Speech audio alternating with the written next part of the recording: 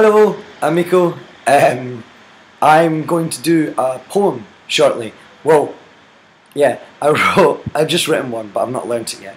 I'm trying to learn it, but it's giving myself a sore head. So I thought if I put up another video, I'll feel like I've achieved something.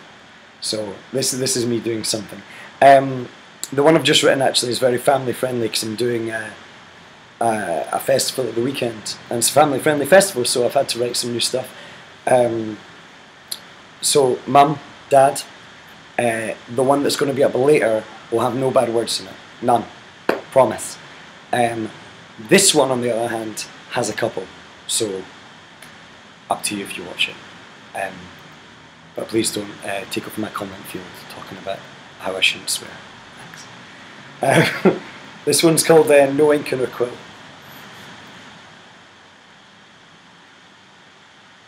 Maybe my standards are too high. Or perhaps I've not found someone who's up to the task of looking past this mask. I mean, all I'm asking for is for the perfect woman to fall magically from the sky and come running into my arms.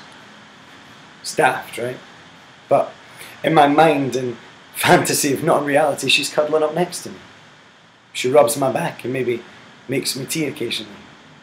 She'll be articulate, intelligent, petite, strong, independent and free, and yet our affinity will be based primarily around a concealed vulnerability that's known only to her and me. She shows me affection, she has these big honest eyes. She thinks a morning erection is a pleasant surprise. But I don't see her. What I do see is the kind of girls that have got far less class than they have thrills. No ink in their quills, more fear of sincerity than strength of will, content to spill their half-full cup and long for the stars but never look up. The kind of girl that's afraid to be made to face up to all that she's ignored. You're not tattered and frayed, you're not another peroxide whore. And maybe you do go out in town just to have a good time on rosé wine or vodka lemonade and lime, and that's obviously fine, but so many incredible young women are unaware of the greatness looming within them.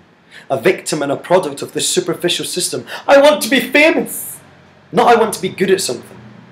I want to be untouchable, unreachable, unsurpassed and unteachable. I long for my greatness to be insurmountable, and above all else, wouldn't it be swell to be held unaccountable?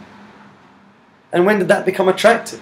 Isn't that the very definition of immaturity, to have ammunition but no responsibility? These girls going out in the town when it's fucking freezing and God forbid they wear something that covers their knees and their self-esteem is so low without them even knowing they simply feel better when their long legs are showing, because the only way to be successful is to sell what people want to buy. And we all know that, right? That's why every trendy guy in their skinny tie that they got from Top Man for $9.95 is just as suggestible when it comes to attraction. Does she tick the right boxes? Does she fall into the right faction?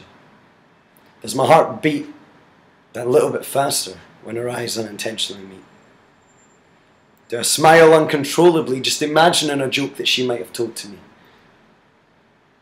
But that doesn't matter, because the pitter-patter of your idle chatter is nothing more than a tragic martyr, because when it comes to interesting personality or just tight young body for all to see, you were advertising the latter. So what did you expect?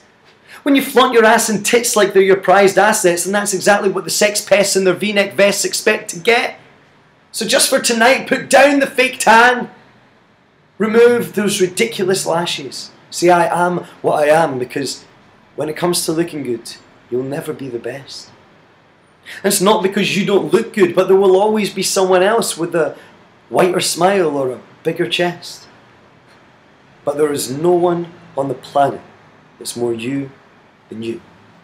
No one that can combine the experiences you've been through with the talents you have and the things that you can do, with the stories you can tell and your honesty, your integrity. Someone could fall for you indefinitely. But you don't show that. And it breaks my heart to think that you might not even know that.